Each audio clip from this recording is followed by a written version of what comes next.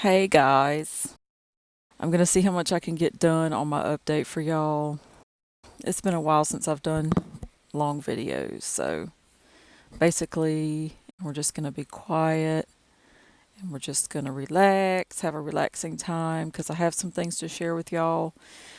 Um, like I promised on one of my last videos, I want to share like some things that have happened to me, where we are in the world, what time I believe it is.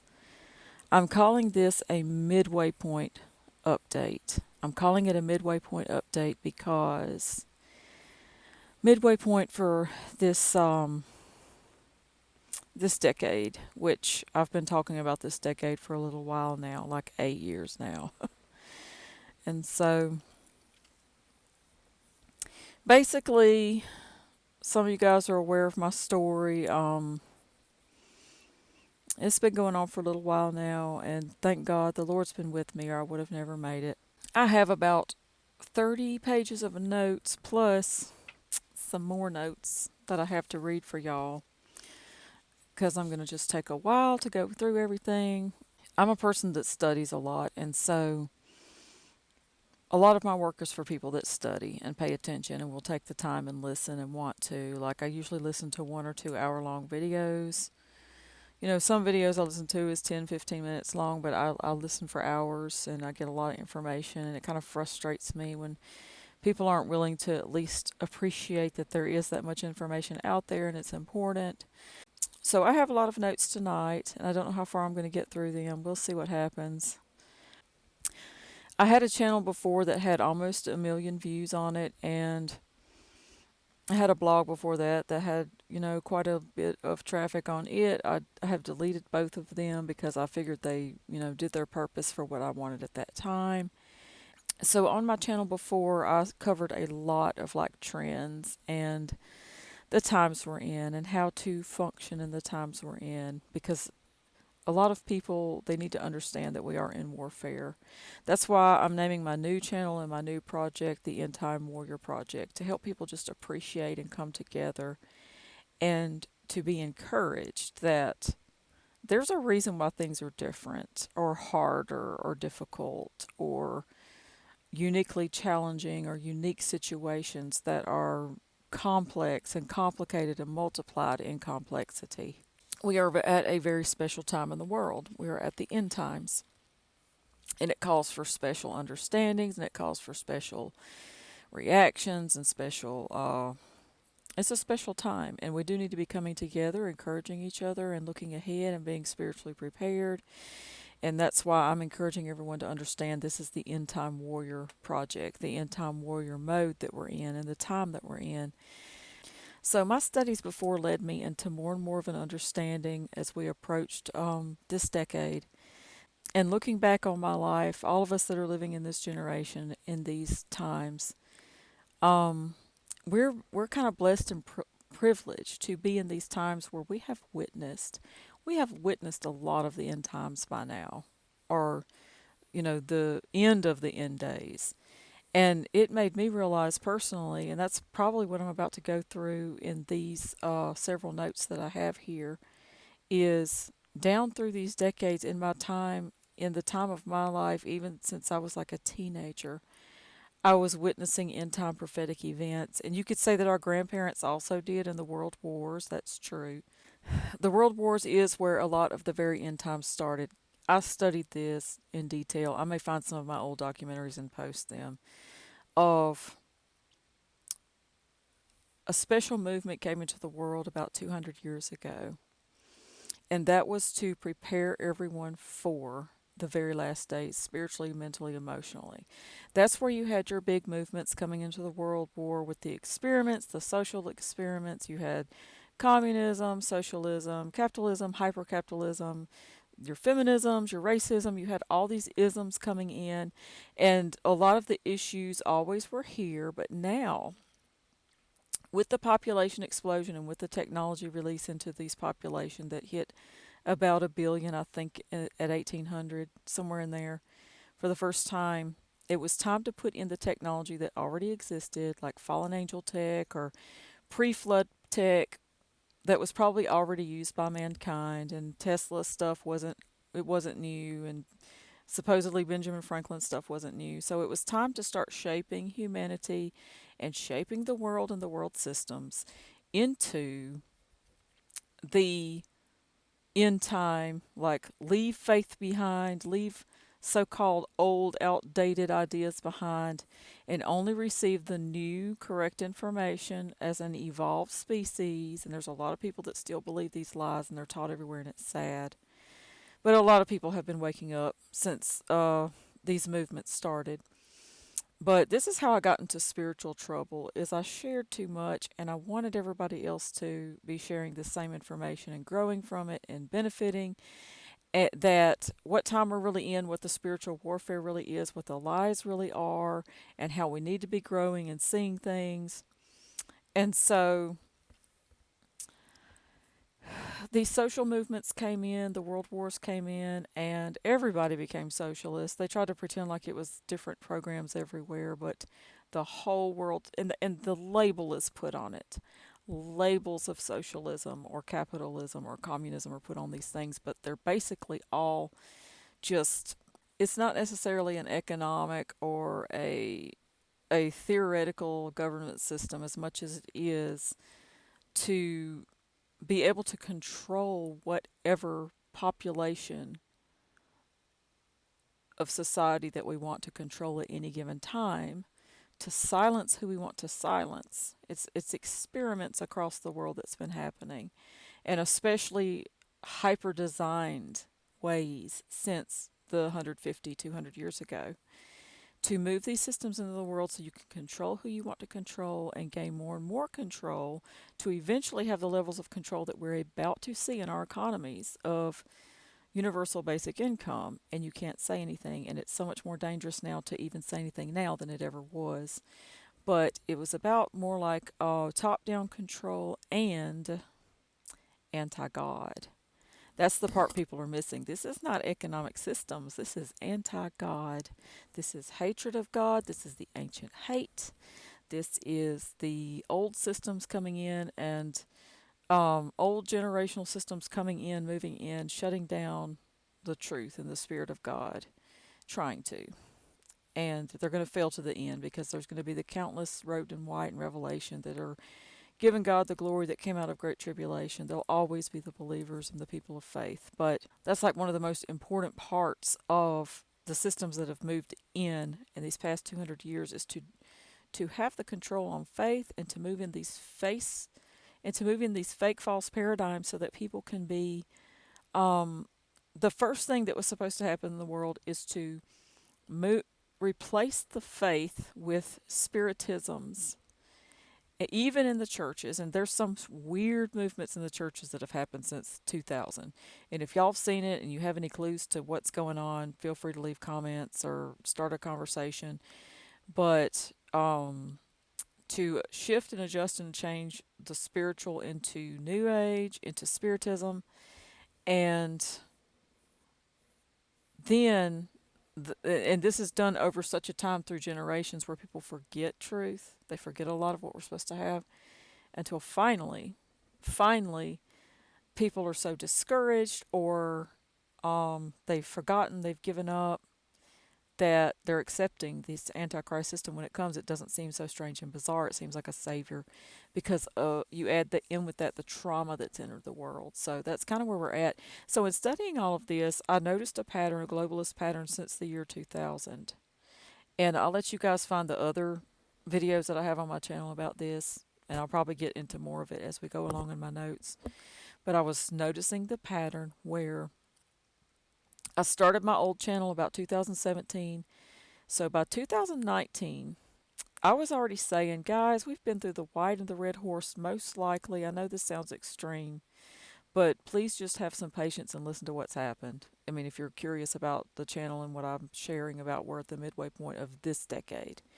So I said, probably. I said, I'm not going to say we're at a certain horse. I do believe we'll see them roll out one after the other, and it will be specific and obvious and clear, clear signs exactly with each horse. And as we go along, like if we're in the black horse, we're still going to see the red and the white horse riding. And so by 2019, I could see the farmer apocalypse, and I was warning everybody, here it comes, y'all. The patterns had been 2001, 2000 was the Y2K fake scare, and 9/11 started it all.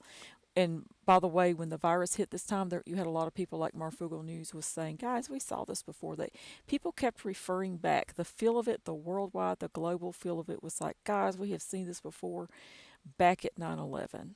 So 9/11 keeps showing up. Like I think the Lord's talking to us about 9/11, and I'm not one to pick apart dates and stars. That's not me. But I do know that sometimes, like even in the Bible, the Lord is talking in certain ways, and we can hear, we can listen. So pray about it for yourself and study it out for yourself. And sometimes it's not important to necessarily know what horse we're at as much as to know that the only reason to know any of these things to me is to recognize where I'm being lied to by other world sources, how they're lying to me, how they're lying to me about what I need to be prepared for, and how to prepare myself, what to expect, not to be so caught off guard. Because a lot of people are saying we're going to be here, we're going to be gone. We're going to be gone before any trouble. That's not quite true. So, anyway, so this all led me to where by the end of 2019, I saw the weather. There's certain people that I follow, the Christian scientists of the day, not the organization Christian scientists, but the scientists online that are Christian. Back then, now everybody's on webinars. Back then, there were a lot of in person. You could drive to Ohio, you could drive to Alabama, Florida, different places, Texas, and you could meet these speakers in these Christian groups. And those were some of the best meetings. Like you could even spiritually just feel it was so right and so peaceful. The very first one I went to was in 2013. There were conferences. Now they're webinars, and I plan on covering some notes from a webinar today too. But the first conference I went to in 2013, I believe that one was in Tennessee. I drove up to Tennessee by myself, and I didn't know what to expect. I thought it was going to be like a classroom environment, and I was going to just bring everybody was going to have their book bags and their notebooks, and we was just going to be like nerds and taking notes about the Bible and learning something. And I was just so very blessed, surprisingly blessed at that conference. That was one of the best ones. They had Russ Dizdar was there. We have lost Russ Dizdar since then. Russ Dizdar, L.A. Marzulli, and the local pastor and the worship group, and they had the flag worshipers there, and it was just beautiful and perfect. It was just by the third day, it was so rich spiritually. It was deep. Another thing about that made it so special was I believe that 100 believers had met from all over the United States, and even a few from outside had come and met there, and we had fasted, we had prayed. It was a special dedication is what it was. And Russ Dizdar was there, right? Of course it was wonderful. So anyway, we had all been fasting and praying, and I could tell everyone there had special dedication to the Lord. It was special in the spirit. It was rich, it was blessed, it was wonderful. And I mean, you had like you could say your dancers, your flag people, you had everything. It was awesome, and it was just beautiful and rich. And so by the third night, like it wasn't like wonderful shouting. It don't have to be all this loud. Everybody thinks everything has to be loud. By the third night, we were sitting very quietly. And I pray this for every believer in this time to have their times with God that's like this. Because what we're coming into is the more we have, like the good, rich, blessed, it seems like the more the enemy is trying to flood into our lives the opposite, and the warfare to just be overwhelmed and horrified, terrified, and forget the good. And not have the good to hold on to, and just be completely devastated. But in that, we're also growing maturities between ourselves and between each other. This is part of the end time warrior pathway. We're growing these maturities. We're coming into the church with God is especially letting the people who cared get assaulted, because we're going to try to there's deeper wisdoms and truths in persecution and hardship and difficulty. A lot of people keep their stories really quiet. So when I share mine in person, then you hear what they went through, and they're going through unbelievable things too. Like some people are speculating that even our secular leadership in the world is going through a whole lot. Even people that don't belong to Christ have gone through a whole lot these past several years because even they are being prepared to lead people through what's coming, like how bad it's going to be. I hate to say, but that 2013 conference was so. By the third night, we were all sitting there, and all we were doing was like quietly studying in our Bible. And we were studying, and that was kind of different for back then. That has been like 12 years ago. A lot has happened. A lot has happened. So it was different back then. Like we didn't have nearly as much. If you would have mentioned some of the so called stories of what's happening in the world back then, people would have really thought you were crazy. But, compared to now, everybody's always talking about it and studying it because we've seen it. We've seen the virus happen and it's just more obvious, and people have really woke up and voted differently and everything. So, but back then, it was like the ones who were like minded had come together. We were like the studiers and the prayers and the dedicators and the more so to be come out from among them and be separate kind of people. And people might have had their own little stranger way of doing it, and they weren't doing it perfectly, but they were trying and things like that. So there were differences there, but you know what I'm saying. And so it was super blessed by that last night. We were sitting there just quietly studying where we are in the prophecies of the Bible, where we are in time on the earth. What time is it? Where are we? What have we witnessed? And like how to what happens to the people of faith when these kind of systems move into the world? What's expected of us? And so we'll know how to peacefully, the most peacefully way possible, things we've never seen before are coming, and also things like dedicating in our soul not to be holding to the things of the world, to hold those things loosely, because being prepared for hardship and prepared for things being taken from us and things that are a lot more difficult. So it was deep. It was deep. It was so deep. I know you guys, some of you know what I'm talking about. It was rare. It was so rarely deep and rich in there. And some people was like, there's got to be angels here. And I don't think about that very often, but that was one of the first conferences I went to, and it was the first actually in person. Since then, I kind of tried to go with somebody else, and other people went with me. That was blessed, but it was so deep and rich in the spirit that I was having this understanding of this is what church should be like regularly. This is what church should be like regularly. This is what I hear about church being kind of in other countries where they depend on the Lord more and they're more humble and they are looking for the truth and open to truth and willing to obey truth more, maybe less selfish. And I was like, but this is like how church should be. So I had to like literally coach myself. This is what you're remembering we should be feeling and having in the spirit. And this is what you've kind of been looking for. This is what you thought did not exist anymore. And it exists. And it exists where you can actually access it in America somewhere. And um though it's so rare, do not break your heart going and looking for this again. Just don't. Just don't.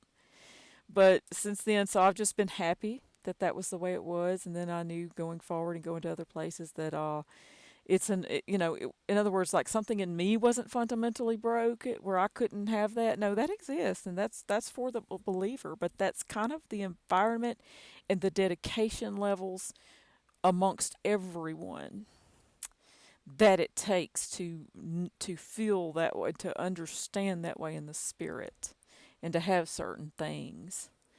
So that was pretty cool to experience. But anyway, so by the time 2019 came, I saw what everybody was talking about. The farmers were complaining of a terrible apocalypse, and now I think they're kind of hiding it more. But 2019's weather was like one of the first real consistently long term strange enough to where it was like, yeah, people like secular people were coming onto their programs and quoting out of the book of Revelation.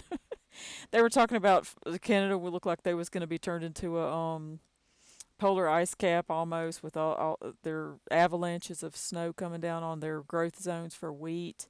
So people were talking about wheat. Anyway, they were talking about wheat, barley, and scales already. So by then I said, guys, I have been saying it looks like white horse on the 2000 decade and red horse on the 2011 decade with Arab Spring, and what could have been the great sword of the Red Seal might have been ISIS, the cannibals that were turned loose, the wild raging. They had the sign of the sword, the great sword, and other things. Peace was taken. Peace was taken around the world. I've documented in depth. So I said, if that's what's happened, then we will probably see something come on 2020 or 2021. That's what I was saying by 2019. I said 2020 to 2021, we're going to see the beginning of the market consolidation, because the black horse is the rider with the scales, and he's talking about wheat and barley and rationing. And I said the weather, according to the scientist I follow, it's not going to get any better, because we're entering the time of the powers of heaven shall be shaken, and it's going to end up at the sixth seal cataclysm.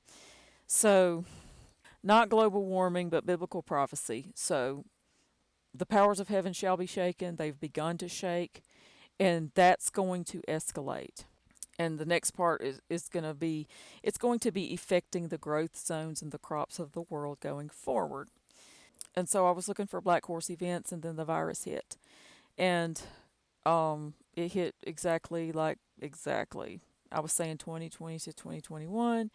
And I even made this little video where I was like, guys, we're looking at the black horse dead ahead.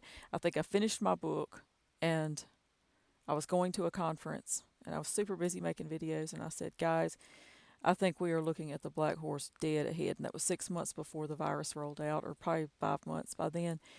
And so then, but when it came, I was kind of frustrated. I said, they are trying to leak us of all of our resources even before the tribulation, because all we knew was we was in shutdowns and people were losing everything. But that was a huge little wake up call for a lot of people. And even now we've gained enough normalcy back that people are kind of forgetting.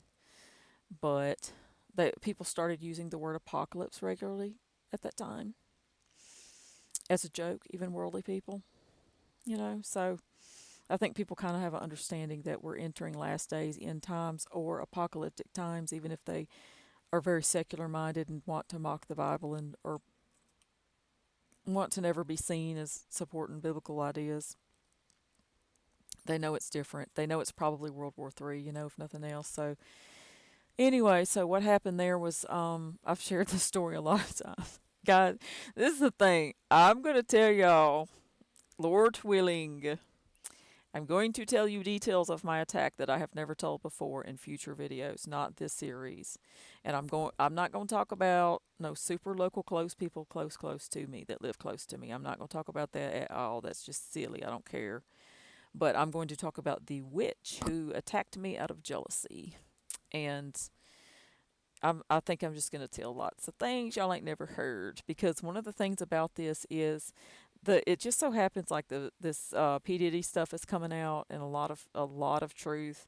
I think this is like a season where a lot of stuff is coming out and being exposed and told and showed up for what it really is right before we go into what's about to happen. That's what I think we're at.